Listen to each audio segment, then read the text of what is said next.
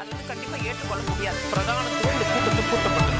ஏன் இவ்வளவு ஒரு கன்ஃபியூஷன்? நான் ரொம்ப சிம்பிளான ஒரு கொஸ்டின். அவருக்கு வேற எந்த விதமான ரைட்ஸும் கிடையாது. வணக்கம், நேர்பட பேசு நிகழ்ச்சிக்கு வரவேற்கிறோம். அதிமுக சாதி அரசியலுக்குள் செல்கிறது. அதிமுகக்குள்ள எப்போதும் சாதியை பார்க்கறது கிடையாது. எம்ஜிஆரும் பார்க்கல, ஜெயலலிதாவும் பார்க்கல, நானும் பார்க்கல. அப்படி நான் பார்த்திருந்தா எடப்பாடி பழனிசாமியை முதலமைச்சர் ஆக்கி இருப்பேனா அப்படிலாம் கேட்குறாங்க.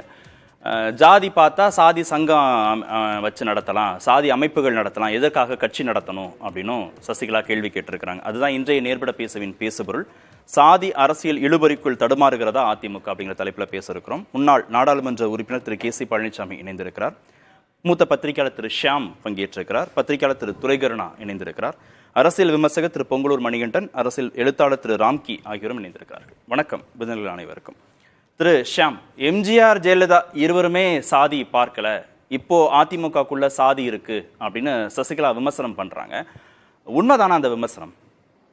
தலைவர்கள் ஜாதி பார்ப்பதில்லை என்ற வகையிலே அது உண்மை. ஆனால் இலைமறை காயாக எல்லா கட்சிகளிலுமே ஜாதி இருக்கிறது என்பதுதான் என் பார்வை. அது காங்கிரஸ் கட்சியாக இருந்தாலும் சரிதான் அந்த காலகட்டத்திலேயே. அதே போல் திமுக ஒரு காலகட்டத்தில் குறிப்பிட்ட பிரிவினரின் கட்சி என்று வர்ணிக்கப்பட்டது. அதிமுகவில் ஜெயலலிதா அவர்கள் காலகட்டத்தில் அது குறிப்பிட்ட பிரிவினரின் கட்சி என்று கூறப்பட்டது தான்.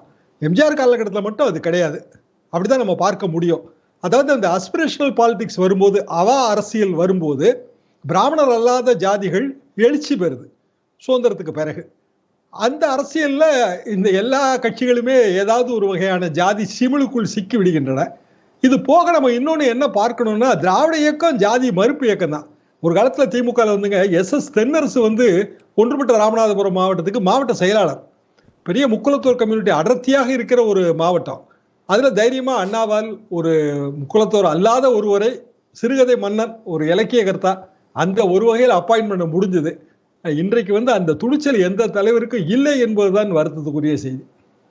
தலைவர் சாதி பார்க்குறாங்கிறதான அந்த விமர்சனம், சசிகலாவுடைய விமர்சனம்.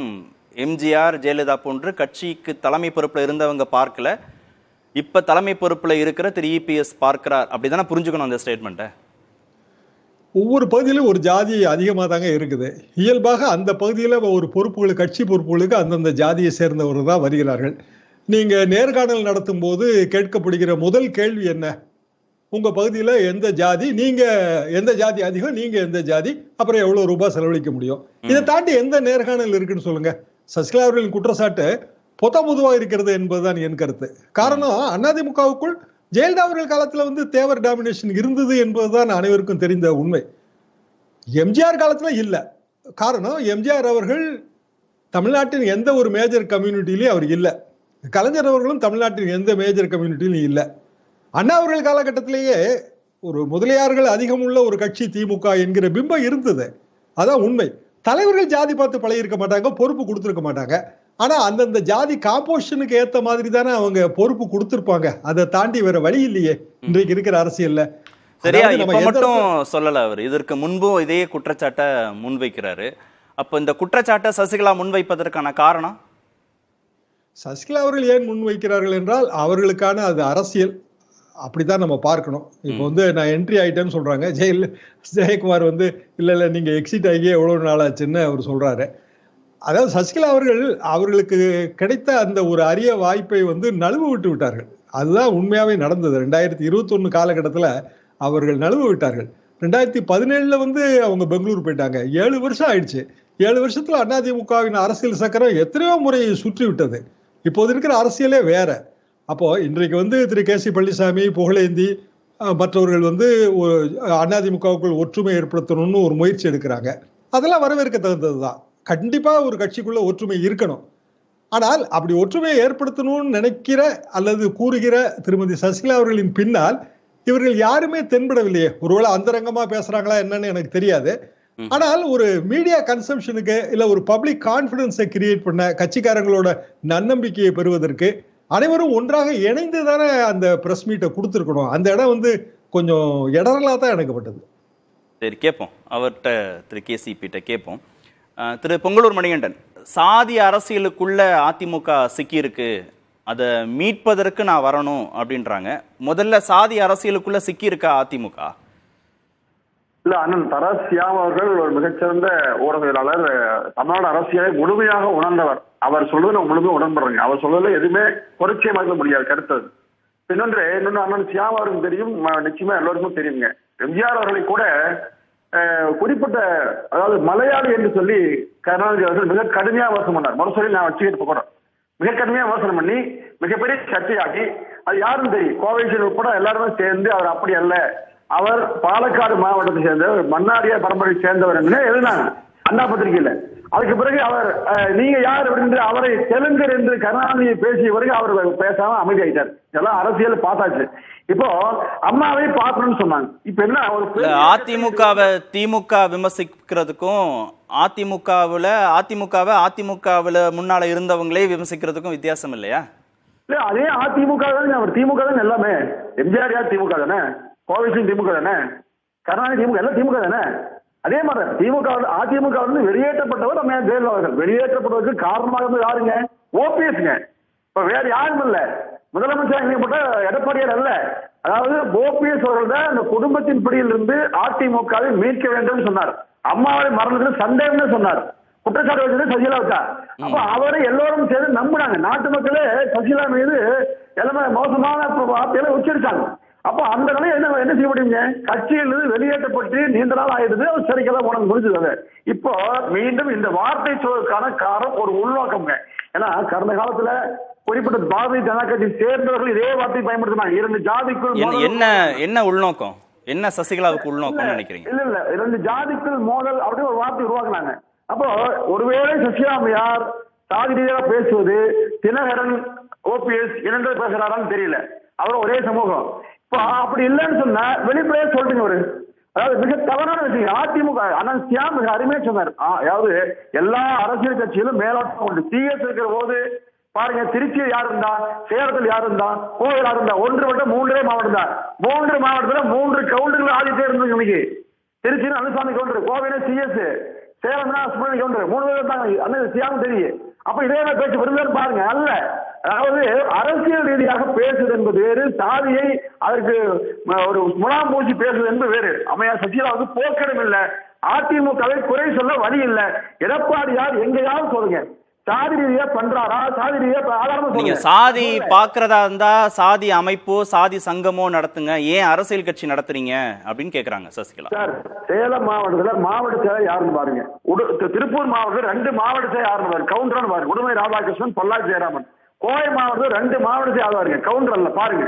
சேலம் மாவட்டம் யார் மாவட்டத்தில் கவுண்டர்னு பாருங்க. எல்லா மாவட்டத்தையும் சொல்லுங்க. நீங்க தவறான விஷயம் சார். இது ஒரு பெரிய இயக்கத்தை 3 ஆண்டு கால சட்ட போராட்டத்தில் பாஜக இந்த கட்சியை அழிக்கும் துடிச்சது.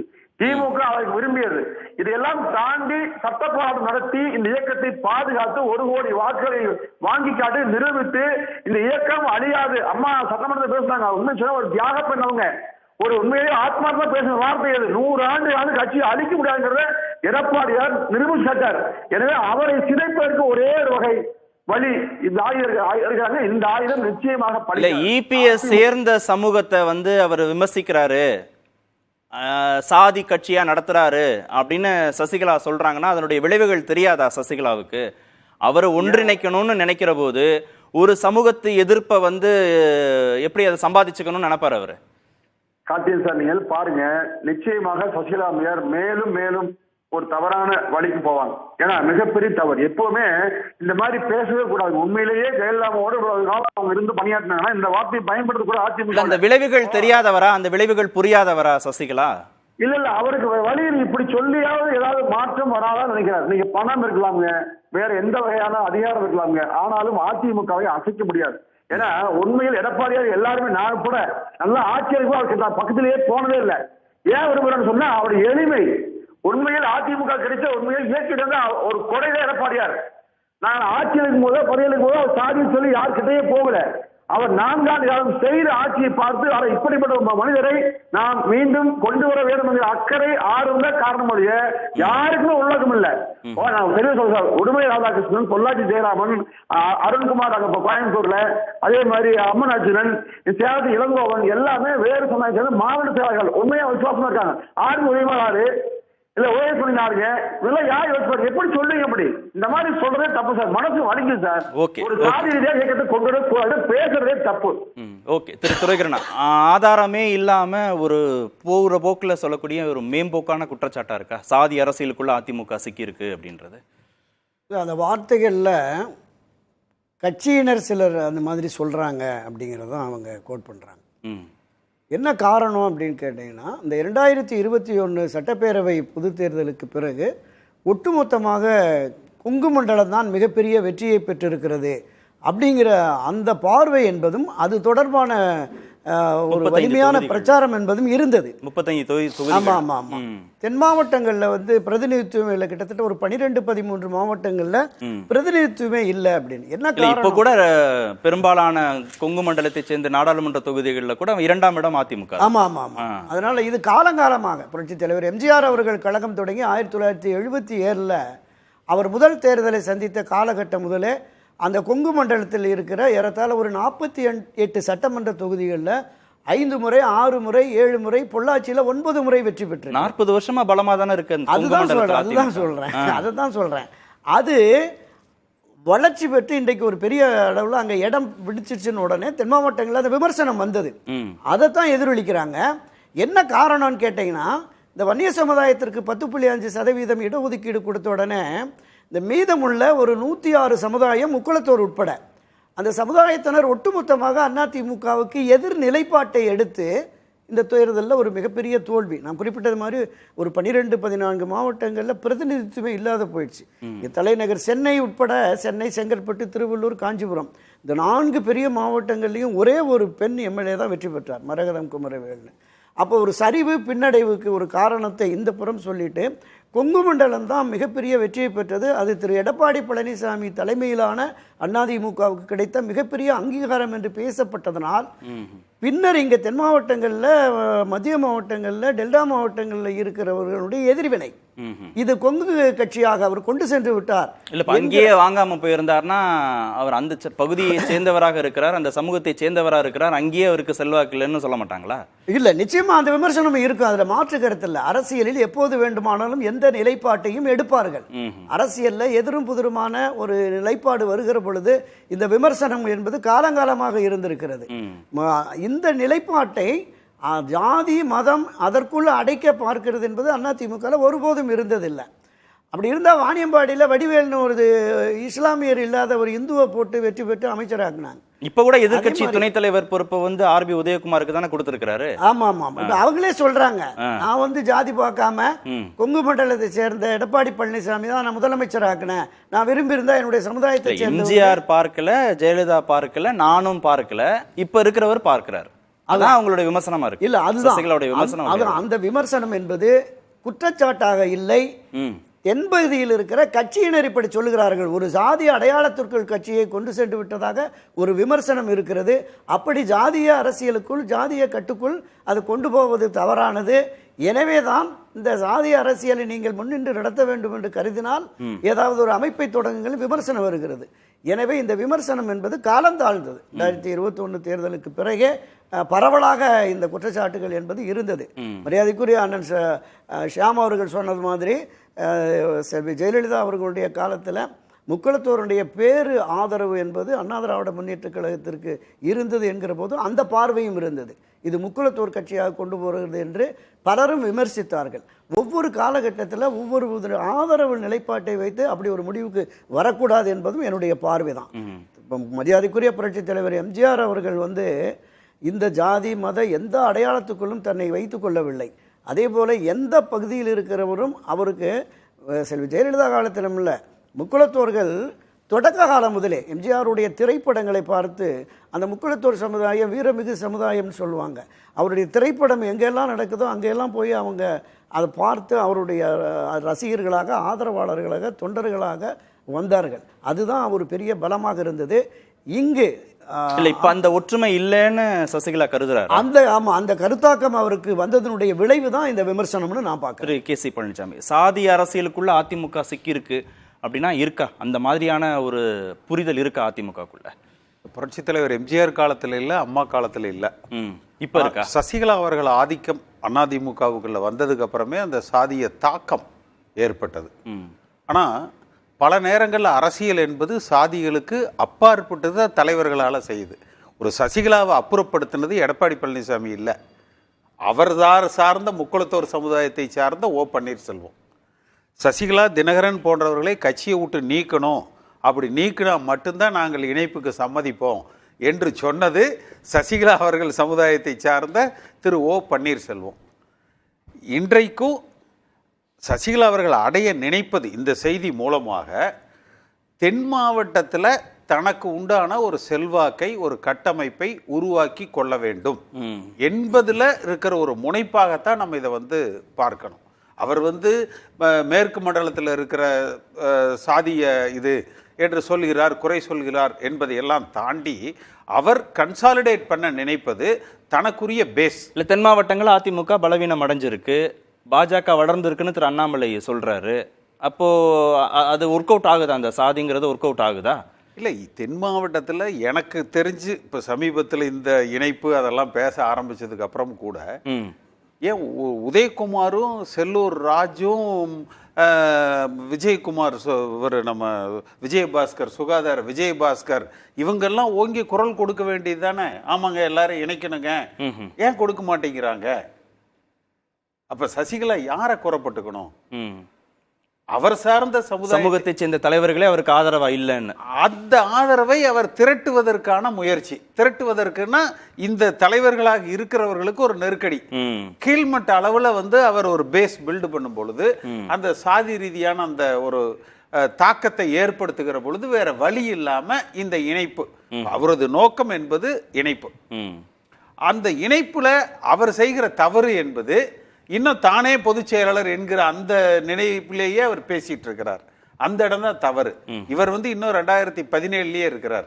இப்போ நீங்க முன்னெடுத்திருக்கிற அந்த அதிமுக ஒருங்கிணைப்பு குழுவுடைய நோக்கம் இது என்ன மாடலா முன் வச்சு இது இந்த இணைப்பு நோக்கி நகருதப்போ? இல்லை, இதை பொறுத்த வரைக்கும் புரட்சி தலைவர் எம்ஜிஆர் காலத்தில் இருந்ததை போல, அம்மா காலத்தில் இருந்ததை போல சாதிகளுக்கு அப்பாற்பட்டு ஒரு தொண்டர்கள் நிர்ணயிக்கக்கூடிய ஒரு தலைமை வேணும். அதை முறியடிச்சது முதல்ல சசிகலா, ரெண்டாவது ஓபிஎஸ் பிளஸ் எடப்பாடி, 2 பேர் சேர்ந்து தான் அதை முறியடிச்சாங்க. இப்படி பாகுபாடு வரக்கூடாதுங்கிறதுல தான் தொண்டர்கள் கையில் அந்த பொறுப்பை கொடுத்துருந்தாங்க. ஆனால் இன்றைக்கு பார்த்தீங்கன்னா இந்த சாதிய பாகுபாடுங்கிறது மேல்மட்ட அளவில் ஒரு தாக்கத்தை உண்டாக்குது. கீழே இப்போ நாங்கள் அந்த முயற்சி எடுத்து பத்திரிகையாளர் சந்திப்பு வைத்ததற்கு பிறகு ஒரு உத்வேகமோ வேகமோ இதுக்கு முன்னாடி ஃபேக்ட் அடிப்படையில் பார்த்தீங்கன்னா 2021 சட்டமன்ற தேர்தலோ 24 நாடாளுமன்ற தேர்தலையோ மேற்கு மண்டலத்தில் தான் அதிமுக பெரும்பாலான தொகுதிகளில் ஜெயிக்கவும் செஞ்சிருக்கு, 2ஆம் இடமும் வந்திருக்கு, வாக்கு சதவீதத்தையும் கிட்டத்தட்ட ஓரளவுக்கு தக்க வச்சிருக்காங்கன்னா அப்படி சுருங்கி போயிருக்கா? கோயம்புத்தூர்ல அதிமுக 3ஆவது இடத்துக்கு போயிருக்கு. கோயம்புத்தூர், நீலகிரி தவிர இல்ல, கோயம்புத்தூர்ல 3ஆவது இடத்துக்கு, நீலகிரியில 3ஆவது இடம். ஒரே % தான் டெபாசிட்டே தப்பிச்சது. 16%, 15% டெபாசிட்டுக்கு வேணும். அடுத்து நீலகிரியில் அவனாசி அத்திக்கடவு திட்டம் கொங்கு மண்டலத்துக்கு செய்த மிகப்பெரிய வரலாற்று சாதனைன்னு சொல்லி எடப்பாடி பழனிசாமி பேசினார், போற்றி கொண்டார்கள். அங்கதான் அதிக வாக்க பாஜக பெற்றிருக்கு. அப்ப நிச்சயமா மக்கள் சாதி பார்க்கறது இல்லை, கட்சி பார்க்கறாங்க. இந்த கட்சி ஒன்னா இருக்கணும் என்றுதான் எதிர்பார்க்கிறாங்க. திரு மணிகண்டன் சொன்னார்ல, அந்த பகுதியில் இருக்கிற பெரும்பாலான மாவட்ட செயலாளர்கள் வேறு சமூகத்தை சேர்ந்தவங்க தான். அதெல்லாம் நீங்க இந்த பொறுப்பு ஒருத்தருக்கு கொடுக்கறதெல்லாம் யார் பொறுப்பு கொடுக்குறாங்களோ அவங்களுக்கு அவங்க விசுவாசமா இருப்பாங்க. அந்த இடத்துல சாதி கிடையாது. யார் பொறுப்பு கொடுக்குறாங்களோ, இப்ப நாளைக்கே சசிகலா அவர்களை நான் பொதுச் செயலராக ஏற்றுக்கொள்கிறேன்னு எடப்பாடி பழனிசாமி சொன்னா, என் தம்பி எடப்பாடி எங்களுக்குள்ள சாதி கிடையாதுன்னு சசிகலா சொல்லுவார். இது சுயநலம் 2 தரப்புலையும். ஆனா சுயநலம் பார்க்காம கட்சி நலன் பார்க்கிறவன் அந்த அடிமட்டத்துல வாக்களிக்கிறவர்களும் அந்த கீழே இருக்கிற தொண்டர்களும். இந்த ஒன்றுபட்ட அதிமுக தேவை, இல்லைன்னா பாஜக நம்மை கபலீகரம் செய்து விடும்னு இதுவரை 2ஆம் கட்டத்தில் பேசுனது, 3ஆம் கட்டத்தில் பேசுனது, இப்ப கிளை அளவுல அடிப்படை உறுப்பினர் அளவுல இல்லை. இது தேவை, ஒன்றுபட்ட அதிமுக, ஒன்றுபட்ட அதிமுக தேவைங்கிறது ஒரு மிகப்பெரிய ஒரு எழுச்சி, மிகப்பெரிய எழுச்சி. எல்லா மட்டங்களிலும் அது வந்திருக்குது. ஓகே, திரு ராம்கி, சாதி அடிப்படையிலான சசிகலா வைக்கக்கூடிய குற்றச்சாட்டுடைய பின்னணி எப்படி நம்ம புரிஞ்சுக்கணும்? இல்லை, அதில் எனக்கு ஒரு உடன்பாடு இல்லை. ஏன்னா எல்லா கட்சிகளுமே சாதி அடிப்படையில் தான் இயங்குகின்றன.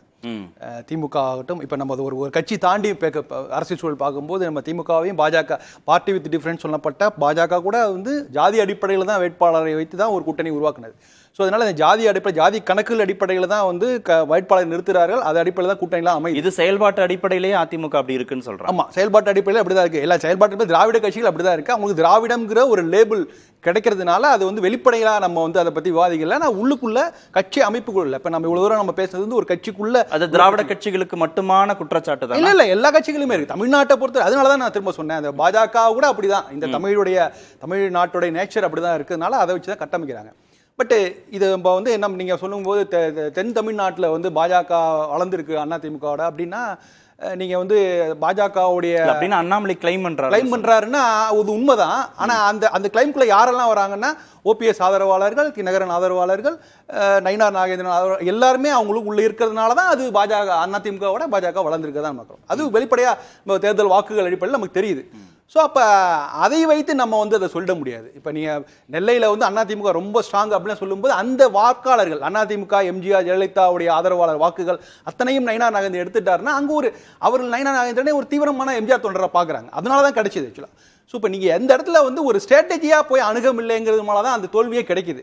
ரெண்டாவது, இன்னைக்கு இப்போ இவங்கெல்லாம் பல்வேறு கோரிக்கைகள் சொன்னாலும் ஜாதி அடிப்படையில் இயங்குகிறது, அவங்க ஒருங்கிணைந்து செயல்படலாம் சொன்னாலும் அடிப்படையில் அவங்க என்ன கேட்குறாங்கன்னா எங்களை சேர்த்துக்குங்க அப்படிங்கிறதான் எல்லாம் கேட்குற விஷயம். அடிப்படையில் அதுதான் எசன்ஸ். அப்படிதான் நான் வெளியே இருக்கவும் புரிஞ்சுக்கிறேன். கட்சிக்காரங்கள் வெவ்வேறு டிஃபரன்ஸ் இருக்கலாம். ஆனா கேட்கறது இந்த ஆனா அப்படி இல்ல பார்த்தா தெரியும்ல. திரு ஆர்பி உதயகுமாருக்கு பொறுப்பு கொடுத்திருக்கிறாரு.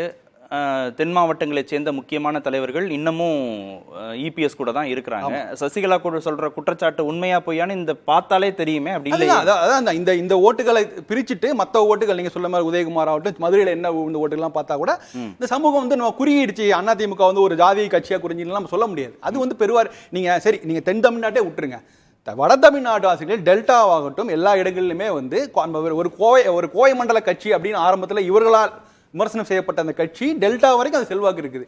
அதோடைய ஓட்டு விழுப்புரம் வரைக்கும் இருக்கு. இன்னைக்கு விழுப்புரத்துல அதிமுக ஓட்டு அதிகமா இருக்குது. சோ அப்படி இருக்கும்போது அதோடைய பரவலான ஓட்டு இருக்கும்போது அதை நம்ம குறுகி ஒரு ஜாதி இதுல ஒரு கோப்பையில அடைக்க முடியாது. சோ எங்களை சேர்த்துக்கங்க அப்படின்னு சொல்றதான் அது வெவ்வேறு வார்த்தையில வெளிப்படுறாங்க. இன்றைக்கு கட்சிங்கிறது கூட்டணியை பற்றி யோசிக்க வேண்டிய ஒரு கட்டாயத்தில் இருக்குது. ஏன்னா திமுகவோட மிகப்பெரிய பலம் ஒரு கூட்டணி தான். அது போன்ற ஒரு பலமான ஒரு கூட்டணியை அமைக்க வேண்டிய கட்டாயத்தில் அதிமுக. ஒன்றிணைந்த அதிமுகவோட அந்த கூட்டணியா இல்ல இப்ப இருக்கிற அதிமுகவே பலமான கூட்டணி அமைச்சா? இப்ப இருக்கிற அதிமுகவே பலமான கூட்டணி. அவங்க ஒருங்கிணைந்த அதிமுக வந்தா கூட அதனால எடப்பாடி தலைமைக்கு ஒரு பெரிய வித்தியாசமோ கூடுதல் வாக்குகளோ வரதுக்கான வாய்ப்புகள் இல்ல.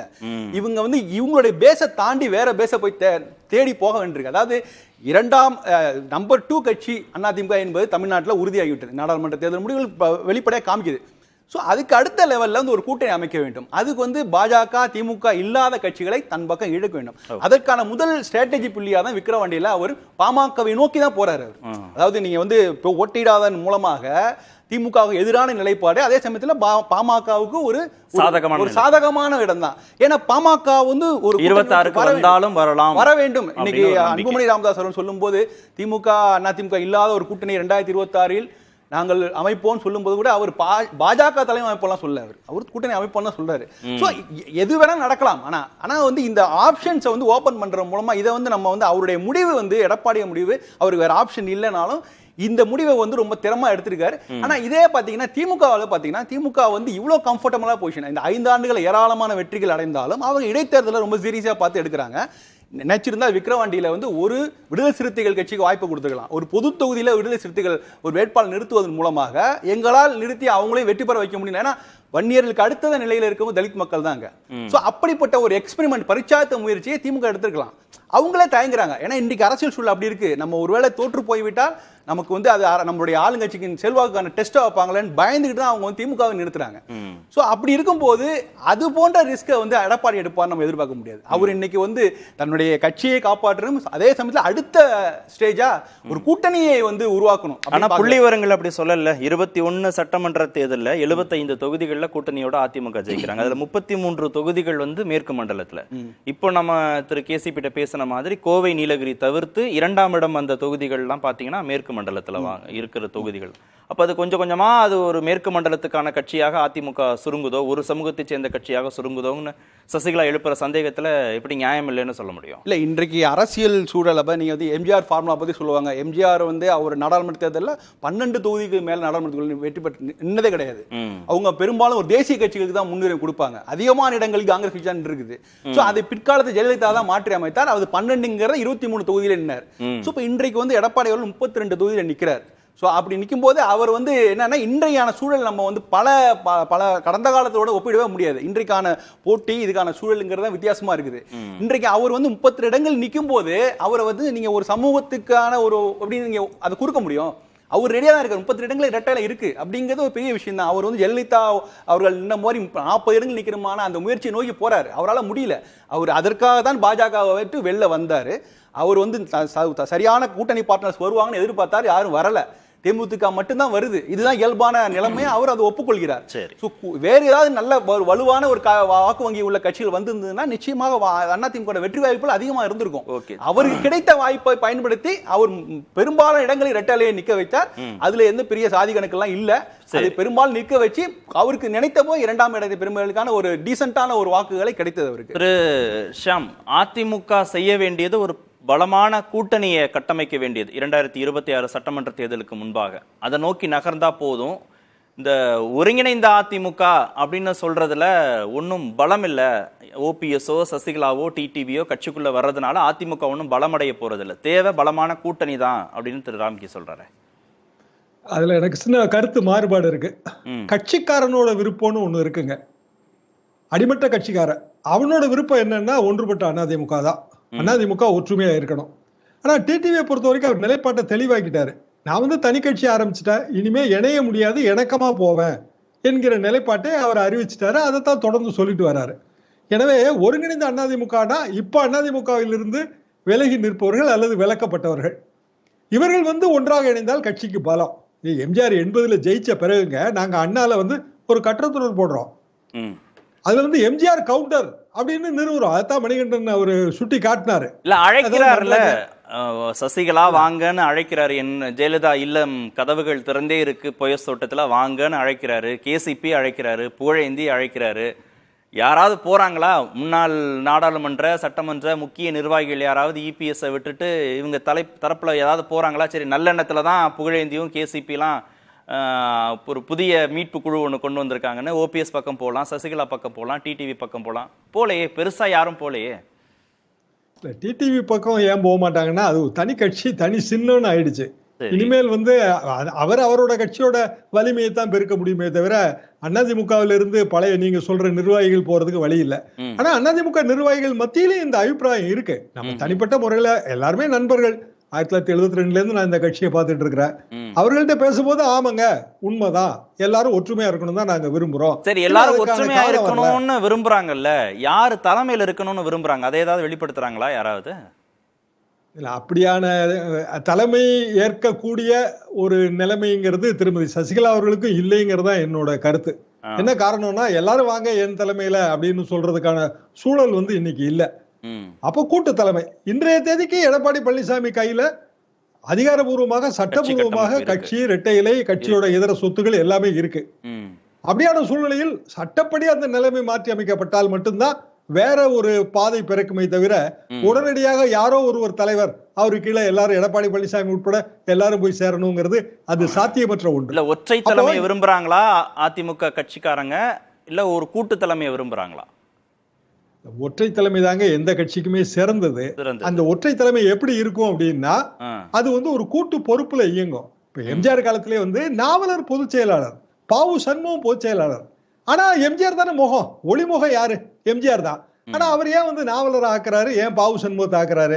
அது ஒரு கூட்டு பொறுப்பை வந்து உணர்த்துவது. அப்படி நடந்து கொண்டாலே இதுல போதுமானது. இவர்தான் தலைவர் அப்படின்னு இருக்கணும்னு அவசியம் இல்ல.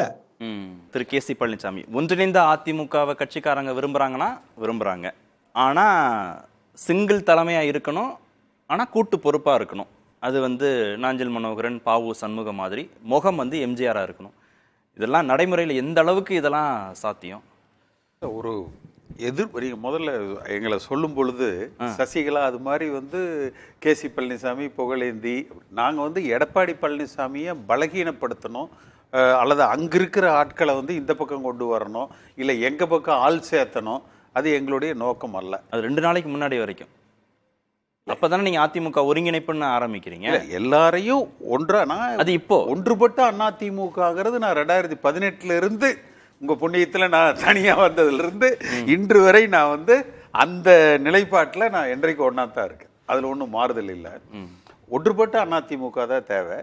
இதுக்கு முன்னாடி இருந்ததுக்கும் இப்ப இருக்கிறதுக்கும் 2 நாளைக்கு முன்னாடி திரு எடப்பாடி பழனிசாமி என் குறித்து ஒரு கடுமையான விமர்சனம் வைத்ததுக்கும் ஒரு காரணம் இருக்கு. இதுவரை எனக்கு அதிமுகவில் பரிச்சயமானதுங்கிறது 50 ஆண்டு காலம். பல களங்களை வந்து நான் பார்த்துருக்கிறேன். தேர்தலுக்கு முன்கூட்டியே சில நேரங்களில் சொல்லிடுவேன் இதுதான் முடியும். இந்த முறை கூட நான் தினமலர் பத்திரிகையில் ஓப்பனாக எழுதியிருந்தேன், 35 சீட்டுக்கு மேலே திமுக ஜெயிக்கும் என்பதையே நான் வந்து சொல்லியிருந்தேன். அண்ணாமலைக்கு ஒரு எட்ஜு கோயம்புத்தூரில் இருக்குது, இது நானே இப்போ கட்டுரையாகவே நான் வந்து எழுதியிருந்தேன். இதுவரை நான் பார்க்காதது இந்த முறை. இப்போ சென்ற ஒரு வாரம் பார்த்தீங்கன்னா பல திருமண நிகழ்ச்சிகள் கொங்கு மண்டலத்தில் நானும் போயிருந்தேன். எடப்பாடி பழனிசாமி வந்திருந்தார், செங்கோட்டையன், வேலுமணி, தங்கமணி எல்லாருமே வந்து வந்திருந்தாங்க. எல்லா இடத்துலையும் கட்சிக்காரங்க ஒரு 40 பேர் 50 பேர் ஓடி வந்து, அண்ணே நல்ல முயற்சி, விட்டுறாதீங்க, இது சேர்ந்தா தான் முடியும், இல்லைன்னா முடியாது, இதை எப்படியாவது வந்து நிறைவேற்றுங்க அப்படிங்கிறத தென் மாவட்டங்கள் இல்லை, வட மாவட்டங்கள் இல்லை. இல்லை இது என்ன மாடல்? இல்லை இது கூட்டு பொறுப்பு. இல்லை நான் வர்றேன். முதல்ல என்ன லாஜிக் அப்படிங்கிறது வந்தா உங்களுக்கு மாடல் ஈஸியா வந்துடும். இது ஒன்று. ரெண்டாவது, நீங்க வாக்கு சதவீத அடிப்படையில் நீங்க யோசிச்சீங்கன்னா திமுகவை நீங்க எந்த காலத்திலையும் சரி, இன்னைக்கெல்லாம் ஒவ்வொரு தேர்தலுக்கு மாறி மாறி வாக்கு போடுறவங்க குறைஞ்சிருச்சு. கட்சி ரீதியா கன்சாலிடேட் ஆயிட்டாங்க. நீங்க எந்த காலத்திலும் இன்றைக்கு இருக்கிற கூட்டணி உடையாத பட்சத்தில் 40% கீழே திமுக வாக்கு சதவீதம் வொர்ஸ்ட் சினாரியோல கூட வராது. ஸோ அப்போ அதை நீங்க தள்ளி எடுத்து வச்சிருங்க. பாஜக இந்த முறை 18% வச்சுட்டாங்க, தொட்டுட்டாங்க. அடுத்த முறை குறைஞ்சது 20% அவங்க வந்து ரீச் பண்ணிடுவாங்க. 26ல் 26 ரொம்ப லீஸ்ட் நான் சொல்றேன். சீமான் வந்து 8% தொட்டுட்டாரு. 2026ல் குறைஞ்சது 10% அவர் வந்து தொற்றுவார். ரொம்ப லீஸ்ட். சரி, விஜய் விஜய் கூட கணக்கில் எடுத்துக்கல, எடுத்துக்காம எடுத்தாலே டேலி பண்ண முடியும். சரி, விஜய் ஒரு 3%, நாலு சீமான் பிளஸ் விஜய் எல்லாம் சேர்ந்து 10-12%. விஜய் தனியாவே சொல்லுங்க. சீமான் நிறைய திட்டுறா, இனி அதுலயும் வேற 2 பேர் திட்டுறேன். இல்லங்க, நான் 100 எப்படிங்க டேலி பண்றேன்? நான் மிச்சம் இருக்கிறது 40 சொன்னீங்க, 20 சொன்னீங்க, 10ஓட நிறுத்திட்டீங்கன்னா கட்சி இருக்குதுங்க. சுவாரஸ்யமே அடுத்து 40 தாங்க இருக்கு. அடுத்து 40 இல்லையே, டிஎம்கே 40, பிஜேபி 20, சீமான் பிளஸ் விஜய் 10, 70 சீமான் பிளஸ் விஜய் 10 மினிமம் சொல்றேன். நான் சொல்றது இதுக்கு கீழ அவங்களுக்கு போகாது. 70. அப்ப அதிமுகவுக்கு இருக்கிற ஸ்பேஸே 30 அட் பெஸ்ட் சினாரியோல, அட் பெஸ்ட் கற்பனைக்கு எட்டாத வளர்ச்சி எடப்பாடி பழனிசாமி அடைந்தால் கூட 30% மட்டும்தான். அப்ப நீங்க 10% திமுக நீங்க எடுத்தே ஆகணும், அல்லது வேற பிஜேபி அணியிலிருந்து எடுத்தே ஆகணும். உங்களுக்கு அங்க என்ன இருக்குது? பாஜக ஓட்டு போடுறவங்களை, இந்துத்துவ சித்தாந்தத்தில் இருக்கிறவங்கள எடுக்க முடியாது. அப்ப இபிஎஸ், இந்த ஓபிஎஸ், தினகரன் அதிமுகவில் கோவிச்சுக்கிட்டு அங்கங்க இருக்கிறது எல்லாம் நீங்க ஒரு 5%, 6%, 7% அப்படி நீங்க இந்த ஒரு பக்கம் உள்ள கொண்டு வந்து 20க்கு சொன்னீங்கல்ல பாஜக வாங்க போதில்ல 2026ல். அப்ப அதுக்குள்ள இந்த ஓபிஎஸ் இந்த 10% நீங்க அங்க இருந்து எடுக்கணும். 10 இருக்கா? இல்ல 10 நான் இருக்குதுன்னு நான் சொல்ல வரல. பாட்டாளி மக்கள் கட்சி 5 போயிடுதுங்க. சரி, அவங்களையும் எடுக்கணும். அதை விட்டு அவங்க வரணும், நம்ம எடுக்க முடியாது அவங்கள. சரி, அதுக்கு மீதி இருக்கிற ஓபிஎஸ் டிடிவி அதிருப்தி வாக்காளர்கள் பாஜகவோட ஓட்டு எவ்வளவு இருக்கு? ஒரு 8% இருக்குமா இந்த முறை? இவங்களது ஒரு 5% இருக்குமா பாட்டாளி மக்கள் கட்சி, இது 13% போயிடுச்சுங்களா, மிச்சம் ஒரு 7% வந்து இருக்கா. அப்ப அந்த 7% வந்து நம்ம வந்து குறைஞ்சது எடுக்கலாம். இதுதான் உங்களுக்கு வந்து ஒரு அவைலபிள் ஸ்டாக். நீங்க டார்கெட் பண்றதுக்கு என்ன இருக்குதுங்க. இது போக சீமான் சைடுல வளர்ச்சியை கண்டெயின் பண்ணலாம். அந்த வாக்கை நீங்க திரும்ப பிடிக்க முடியாது. அவங்க மேற்கொண்டு பெரிய வளர்ச்சி அடைந்துடாம நீங்க வந்து கண்டெயின் பண்ணலாம். அப்ப மீண்டும் விஜய் என்ன பண்ணலாம்? அவர் கட்சி ஆரம்பிச்சு வரட்டும். அது கட்சி ஆரம்பிச்சாச்சு. 26 அவர் வரல இல்ல. அவர் ஒருவேளை அவரும் சீமானும் சேர்ந்து ஏதாவது சொன்னா திட்டுவாங்கங்கிறதுனாலே அந்த ஏரியாவுக்குள்ள போக மாட்டேன். அதுக்கெல்லாம் நான் பயப்பட மாட்டேன். கடந்த 21 சட்டமன்ற தேர்தல்ல அதிமுக வாங்கின அந்த 33% இந்த முறை 33ஆகவோ கூடவோ அப்படி வந்துடாதா? அந்த கணக்கு ரிப்பீட் ஆயிராதா? ஒன்று, இப்ப இந்த விக்கிரவாண்டியில் இவர் புறக்கணித்ததும் சசிகலா 2021 இப்ப ஷாம் சொல்றாரு இல்லையா, ஒரு ஆப்பர்ச்சுனிட்டியை சசிகலா மிஸ் பண்ணிட்டாங்க. அன்றைக்கு அவங்க உடனே களத்துல இறங்கி இருந்தாங்கன்னா நல்லா இருந்திருக்குன்னு. அப்ப இன்னைக்கு எடப்பாடி பழனிசாமி விக்கிரவாண்டியில இந்த நாடாளுமன்றத்துல வாங்கினது 7000 வாக்கு தான். திமுக கூட்டணிக்கு அண்ணா திமுக கூட்டணிக்கு வித்தியாசம். பாட்டாளி மக்கள் கட்சி வெறும் 32,000 ஓட்டு. கடுமையா களத்துல இறங்கி அடிச்சு நான் ஜெயிச்சு காட்டுறேன் பாரு அப்படின்னு சொல்லி இறங்கி இவங்க அடிச்சு 2வது இடம் வந்திருந்தா கூட பரவாயில்ல, தோத்திருந்தாலும் பரவாயில்ல. ஆனா 2வது இடம் திமுகவுக்கு மாற்று நாங்க தான் அப்படின்னு வந்து நின்றுக்கணும். எப்படி சசிகலா 2021 களத்தை தவற விட்டாரோ அந்த தவறை இன்றைக்கு விக்கிரவாண்டியில் எடப்பாடி பழனிசாமி, ஏன்னா இன்றைக்கு இவர் களத்தை விட்டு அப்புறப்படுத்துகிற பொழுது பாஜக பாட்டாளி மக்கள் கட்சி 2வது இடத்தை ஒரு 60,000 ஓட்டு 70,000 ஓட்டு வாங்கி திமுகவை ஜெயிக்கிறதா வச்சுக்கோங்க.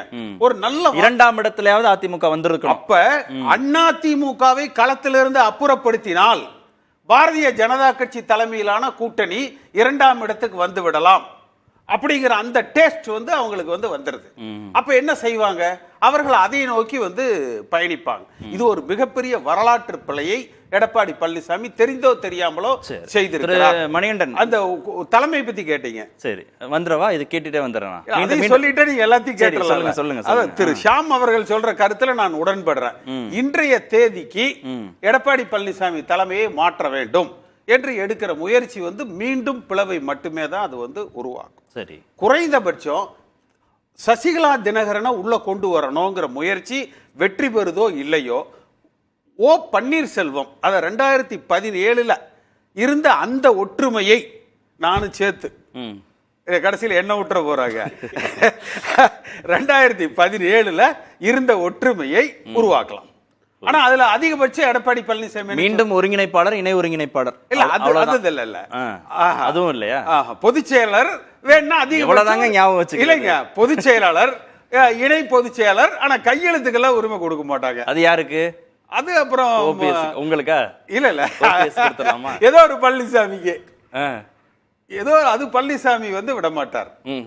இல்ல, முகம் யாரு? திரு ஷாம் சொல்ற முகம் யாரு? எம்ஜிஆர் தான் முகம். எம்ஜிஆர். நீங்க இந்த தவறத்தான் திருப்பவும் ஓபிஎஸும் பண்றாரு, எடப்பாடியும் பண்றாரு. எடப்பாடி முகத்துக்கு இன்றைக்கு வந்து 20% இல்ல. இன்றைக்கு விழுந்தவனெல்லாம் வாக்களித்தவர்கள் அவ்வளவு பேரும் எம்ஜிஆர் இரட்டை இலை அதிமுகவுக்கு மட்டும் வாக்களிச்சோம். எம்ஜிஆர் என்ற முகத்தை கொண்டு ஒன்றுபட்ட அதிமுகவாக குறைந்தபட்சம் இபிஎஸ் ஓபிஎஸ் இணைந்து அது எடப்பாடி பழனிசாமி தலைமையிலேயே அவரை பொதுச் செயலராக கொண்டாவது இந்த தேர்தலை வந்து சந்தித்து கொஞ்சம் இன்னும் ஒற்றுமைப்படுத்தினால் சசிகலா டிடிவி தேவையில்லைன்னு நான் சொல்ல வரல, அவசியம் இல்லை. அவர்களையும் சேர்த்தா இன்னும் நல்லா இருக்கும். ஓகே, திரு மணிகண்டன் புரியுதா? கணக்கு புரியுதா?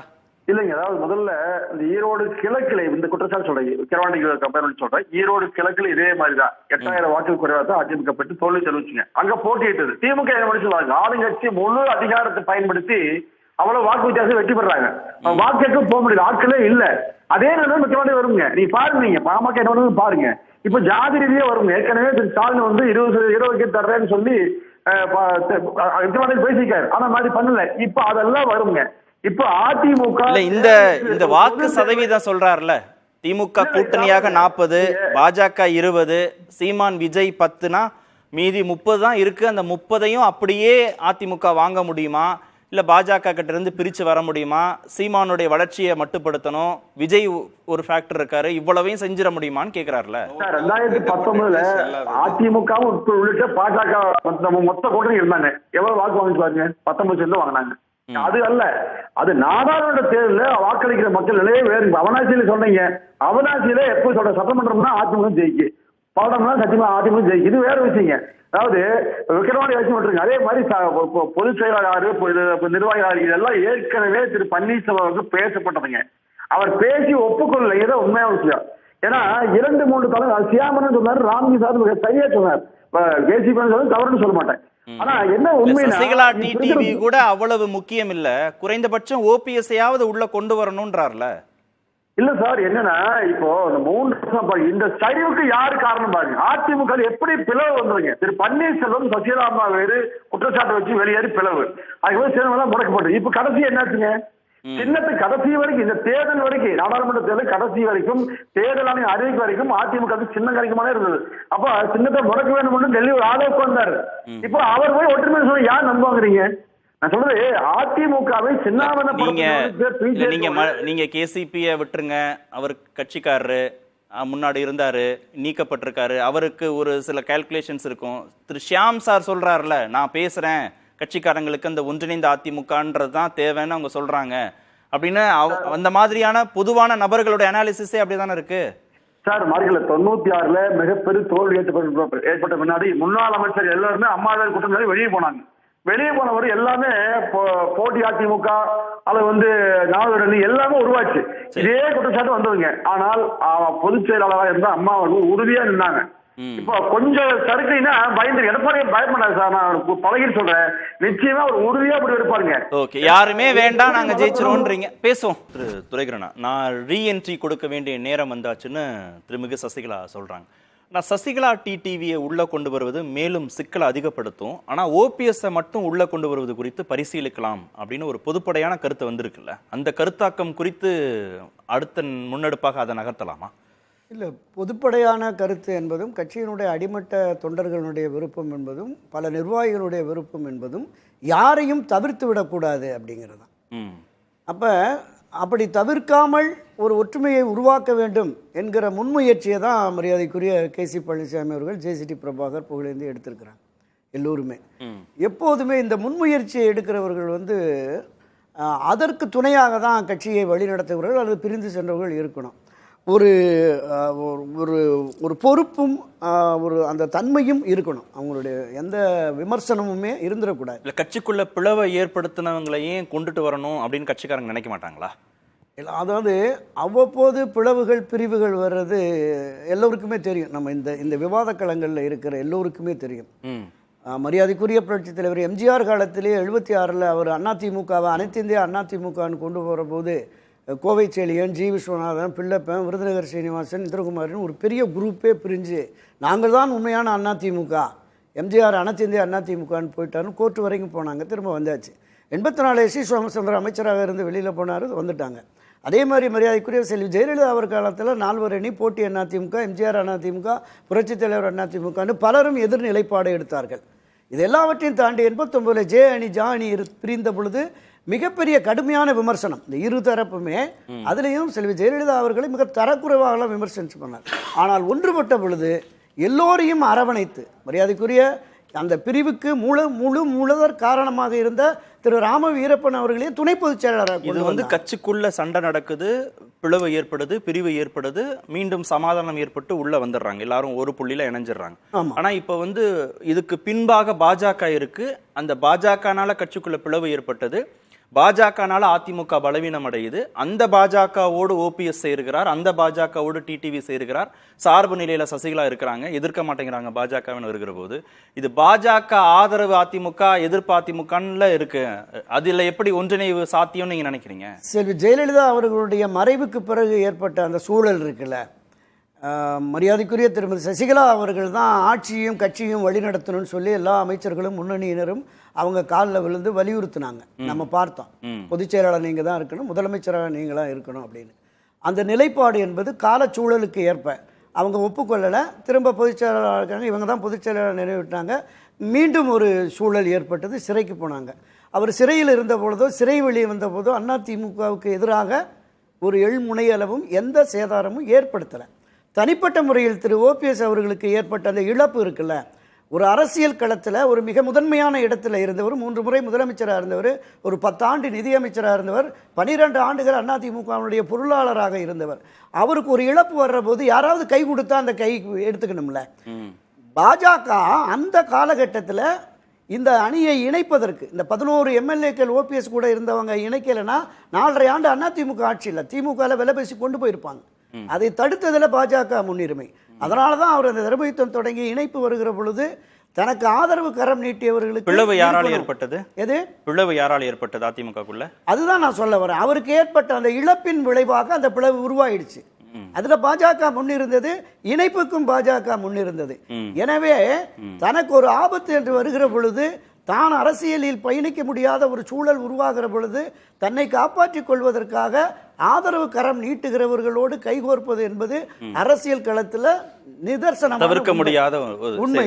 அதுதான் திரு ராம்கி, ஒன்றிணைந்த அதிமுகங்கிறதுல அந்த தலைமைங்கிறது தான் சிக்கலா இருக்கு. இப்ப நீங்க தேவையில்லை, யாருமே தேவையில்லை, பலமான கூட்டணியை கட்டமைச்சா போதும் நீங்க சொன்னபோது திரு ஷியாம் சார் அதுல இருந்து மாறுபட்டார். ஏன்னா குறைந்தபட்ச வாக்குகள் பலவீனம்ங்கிறது கூட அதிமுகவோட வெற்றி வாய்ப்பை பாதிக்கும். அப்படின்னா ஒன்றிணைந்த அதிமுகவும் தேவைப்படுது, நீங்க சொல்ற பலமான கூட்டணியும் அதிமுகவுக்கு தேவைப்படுது. இல்லை, ஒருங்கிணைந்த அதிமுக தேவைப்படுதுன்னா இப்போ நண்பர் கேசிபி ஆகட்டும், கருணா ஆகட்டும், இவர்கள் தொடர்ந்து ஒரு 8 ஆண்டுகளாக பேசி வராங்க. வெளிப்படைத்தன்மை இவங்களுக்கு தெரியும், இவங்க என்ன பேசினாலும் நமக்கு தெரியும். அவங்களுடைய நோக்கம்ங்கிறது ஒருங்கிணைந்த அதிமுக வலுவாக இருக்கணுங்கிறது, அது வெளிப்படையாக பேசி வந்திருக்காங்க. ஆனால் நீங்கள் எடுத்துக்க பார்த்தீங்க, ஓபிஎஸ் ஆகட்டும், தினகரன் ஆகட்டும், இவர் சசிகலா ஆகட்டும், இவர்கள்ட்ட வெளிப்படைத்தன்மை இல்லை. ஒரு செய்தியில் அவங்க அமைதியாக இருப்பாங்க, ஒரு செய்தியில் வெயிட் அண்ட் சீலாம் சொல்லுவாங்க. பட் ஒரு வெளிப்படைத்தன்மை இல்லை. இதை எப்படி நம்பி, அதாவது இப்போ நம்ம என்ன எதிர்பார்க்குறோம்னா, என்னதான் சொன்னாலும் என்ன வெளிப்படைத்தன்மைனா என்ன? வெளிப்படைத்தன்மைனா அதாவது அதிமுக ஒருங்கிணை இருக்கணும், நம்ம திமுகவுக்கும் பாஜகவுக்கும் எதிரான ஒரு சக்தியா இருக்கணும், அவங்க திமுகவையும் பாஜக அதே அளவு விமர்சிக்கணும், எதிர்க்கணுங்கிற அந்த இடத்துல தெளிவு இல்லை. இப்ப நீங்க ஓபிஎஸ் சொல்றீங்க, பலவீனப்படும் போது யாரோ ஒருத்தர் கை கொடுக்கறாங்கன்னா அப்போதைக்கு மீண்டு வருவதற்கு அவங்க கரம் பற்றி இல்லையே, பலவீனம் இல்லையே. இப்ப நீங்க இவ்வளவு பாஜக கரம் கொடுத்தது அதை பற்றி கொண்டார், அது ஆட்சியில இருந்த போது கை கொடுத்தார்கள். இப்ப ஆட்சி வந்தாச்சு, இன்னைக்கு சூழல் என்றைக்கு எடப்பாடி அவர்கள் முடிவு செய்து பாஜக கூட்டணி வேண்டான்னு வெளில வந்துட்டாரோ அப்போ நீங்க எடப்பாடி கூட சப்போர்ட் பண்ணலாம். ஆஸ் ஏ ஹோல் ஒரு பார்ட்டியா, ஒரு அதிமுக ரெட்டலைங்கிற அதுக்காகவாவது நீங்க வெளியில இருந்து சப்போர்ட் பண்ணியிருந்திருக்கணும். இப்போ நீங்க இவ்வளவு தேர்தலுக்கு அப்புறம் என்டிஏ மீட்டிங்ல நம்ம திரு ஓபிஎஸ் அவர்களை பார்க்க முடியுது. அவர் ஹைதராபாத்ல மேடையில் அவர் ஓபிஎஸ் தான் பார்க்க முடியுது. அப்படி இருக்கிறவர் திரும்ப அதிமுகக்குள்ள அவர் இந்த தலைமை ஏற்று செயல்படுவாருங்கிறது எப்படி நம்ப முடியும்? அப்ப இவங்களுடைய பேச்சு செயல்பாடுகள்ல இப்ப நீ ஒண்ணு இல்ல, திரு அண்ணாமலை அவர்கள் தினகரன் பக்கத்துல வச்சே சொல்றாரு, எலெக்ஷன் ரிசல்ட் வந்த பிறகு அதிமுக கட்சி தினகரனுக்கு வந்துரும் சொல்றாரு. அதை மறுக்கவே இல்லை. அவர் ஒரு மரியாதை கூட, ஒரு கட்டசி கூட மறுக்கல. சோ அப்படி இருக்கும்போது இவர்களெல்லாம் நம்பி எப்படி அதிமுக உள்ள கொண்டு வந்தா இது ஒருங்கிணைந்த தலைமையாக செயல்படுங்கிறது அது ஒரு சந்தேகம் இருக்கும்ல. எந்த நம்பிக்கையில இந்த முன்னெடுப்பை எடுக்கிறீங்க? திரு ராம்கி சொல்றதும் லாஜிக்கா தானே இருக்கு. பாஜக சார்பு நிலையில இருக்கிறவங்களை எப்படி கொண்டு மீண்டும் அதிமுகவின் முகமாக எப்படி முன்னிறுத்த முடியும்? ஒரு கட்சிக்குள்ள ஒரு மாவட்டத்துல அமைச்சர் பதவி வேணும்னா நம்ம கட்சி சார்பாக பக்கத்து தொகுதியில் போட்டியிடுறவன தோக்கடிச்சா தான் நமக்கு அமைச்சர் பதவி வரும் என்கிற அந்த உட்கட்சி போட்டிங்கிறது எல்லா காலகட்டத்திலையுமே இருக்கும். நீங்க ரெட்டலை சின்னத்துல எல்லாரையும் உள்ள கொண்டு வருகிற பொழுது ஒருவேளை எடப்பாடி பழனிசாமி தோத்துட்டாலோ, வீழ்த்தப்பட்டாலோ, இல்லை ஏதாவது வழக்குகளில் சிக்கிக்கிட்டாலோ, அதே மாதிரி எடப்பாடி என்ன நினைப்பாரு, இவங்க யாராவது மாட்டிக்கிட்டாலோ நமக்கு அந்த வாய்ப்பு வரலாம், எடுத்து கொடுக்குற இது எல்லா கால சூழ்நிலைகள்லயும் இருக்கும். அதை நம்ம மறுக்க முடியாது. ஹாட் அண்ட் கோல்டு ரெண்டுமே பிளே பண்ணுவாங்க. எல்லாம் தான் இபிஎஸ் பலவீனப்படுத்த முடியுமா? இல்ல நான் சொல்றது இதையெல்லாம் தாண்டி நீங்க ஒரு பப்ளிக் பர்செப்ஷன், இந்த அண்ணாமலை சொல்ற அந்த நேரேட்டிவ் பாலிடிக்ஸ் இருக்குது பாருங்க. மக்கள் தான் வாக்களிக்கிறாங்க, இவங்கனால ஒண்ணும் பண்ணிட முடியாது. மக்கள் இடத்துல நீங்க என்ன ஏங்க, நான் கட்சி அதுக்கு நீங்க 26 வரைக்கும் பொறுத்துருங்க, இபிஎஸ் என்ன பண்றாருன்னு பாருங்க, எவ்வளவு வாக்கு சதவீதம் வாங்குறாருன்னு பாருங்க. அதுக்கப்புறம் எடப்பாடி பழனிசாமி, ஓ பன்னீர்செல்வம், கேசி பழனிசாமி எல்லாரும் இன்னும் 2 வருஷம் ஒரு தேர்தல் தானே. அண்ணா இபிஎஸ் உண்மையான பலம் என்ன அப்படின்றது எம்ஜிஆர் தெரிஞ்சவங்க, எம்ஜிஆர் கூட இருந்தவங்க அப்படின்னு பார்த்தா இன்றைக்கு நான் மட்டும்தான் அதுல யங்கஸ்ட் எம்ஜிஆர் இருக்கு. ஓபிஎஸ் இல்லாத ஒரு தேர்தலை தான் இபிஎஸ் சந்திச்சிருக்கிறாரு. அடுத்த தேர்தலை சந்திக்க விடுங்க, அவரை நிரூபிக்கிறாரா இல்லையான்னு பொறுத்திருந்து பார்த்துட்டு அப்புறம் ஒரு முடிவுக்கு வாங்க. ஏன் அவசரப்படுறீங்க? அதுக்குள்ள இபிஎஸ்க்கு 85 வயசு ஆயிடுங்க. 1.5 வருஷத்துல எப்படிங்க 85 வயசு? நீங்க பாஜக நீங்க திமுக இல்லைன்னா அடுத்த அண்ணா திமுகங்கிற பை டிஃபால்ட் இனிமேல் இல்ல. அந்த இடத்துக்கு பாஜக வந்து வருது. இன்றைக்கே கூட பாஜக என்ன ஒரு தேர்தல் தானே, அடுத்த தேர்தலையும் அப்படி வருதான்னு பாருங்கன்ற. அடுத்த தேர்தல விஜய் வர்றாரா, பாஜக வருதா, என்ன நடக்குதுன்னு பொறுத்திருந்து பார்த்து இபிஎஸ்க்கு ஒரு சான்ஸ் கொடுங்களேன். ஏன் அவசரப்படுறீங்க? சரி ரைட். அப்ப நான் இதுக்கு தான் வர்றேன். எடப்பாடி பழனிசாமி ஒரே அறிவிப்பு, வர்ற தேர்தலை விட்டுருங்கப்பா, நான் சொல்றது எல்லாரும் கேளுங்க. இல்லையா தேர்தலுக்கு பிறகு நான் ரிசைன் பண்ணிடுறேன், தொண்டர்கள் இன்னொரு மாற்று தலைமையை தேர்ந்தெடுத்துக்கன்னு அறிவிக்க சொல்லுங்க. நான் ரெடி. அதுக்கு மணியன் சார் ஏதாவது அதுக்காக எடப்பாடிக்காக நான் களம் இறங்கி பிரச்சாரம் பண்றோம். சரி, 2026ல ஒரு வாய்ப்பு எடப்பாடி அவர் சொல்லிட்டார். 26 வரலன்னா அது எடப்பாடி பழனிசாமி சொல்லணுங்க. சரி, மணிகண்டன் சொல்லி என்ன பண்றது? சரி பாப்போம், நிகழ்ச்சியை பார்த்துட்டு ஏதாவது சொல்றாரான்னு பாப்போம். நிகழ்ச்சியை பார்த்துட்டு பேசுவோம். அடுத்த நிகழ்ச்சிக்கு நேரம் ஆயிடுச்சு. நன்றி நிகழ்ச்சியில் பங்கேற்ற அனைத்து விருந்தினருக்கும் நன்றி. நேர்பட பேச நிறைவு பெறும். கண்டிப்பா ஏற்றுக்கொள்ள முடியாது. பிரதானத்துவம் இந்த கூட்டத்துக்கு கூட்டப்பட்டது. ஏன் இவ்வளவு ஒரு கன்ஃபியூஷன்? நான் ரொம்ப சிம்பிளான ஒரு கொஸ்டின். அவருக்கு வேற எந்த விதமான